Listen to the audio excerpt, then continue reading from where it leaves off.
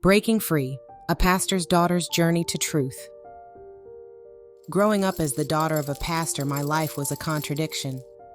Outwardly, it was perfect, pristine, holy, a picture of a family living in God's favor. My father's church was the center of everything, and as his daughter, I was expected to uphold a certain image.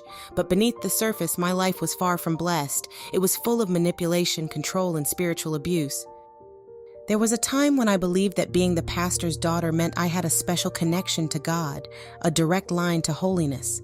But over time, I began to realize that my position was less about my faith and more about control. We have a tendency to idolize religious authority, to place pastors and spiritual leaders on pedestals, and when that authority is family, the lines between love, loyalty, and spiritual truth blur in dangerous ways. Have you ever felt trapped by expectations that weren't truly yours? Expectations that weighed you down, suffocating who you were at your core? That was my life. I was the pastor's daughter, but I wasn't allowed to be me. My identity wasn't my own.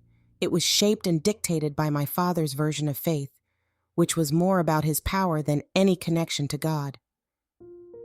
My father used his role in the church to manipulate not just the congregation, but his own family.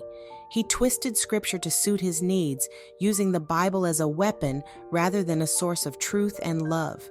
He convinced me that questioning him was the same as questioning God, and that any disobedience, any divergence from his will, was a sin.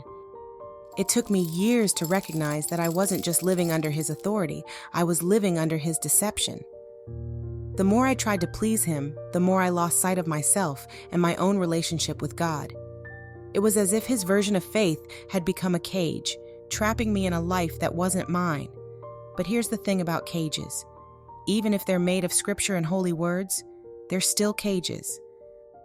I began to see how he used fear to control not just me, but everyone around him.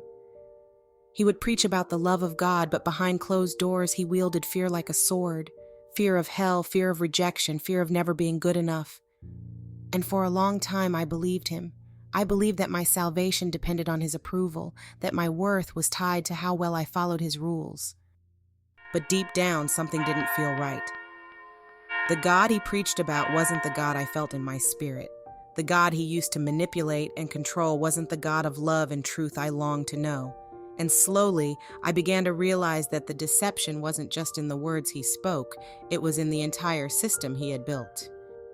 This chapter of my life, living as the pastor's daughter, was filled with confusion, fear, and a desperate longing for truth. But it was also the beginning of something greater. It was the beginning of my awakening, the beginning of my journey to uncover the lies and find the truth that had been buried beneath layers of manipulation.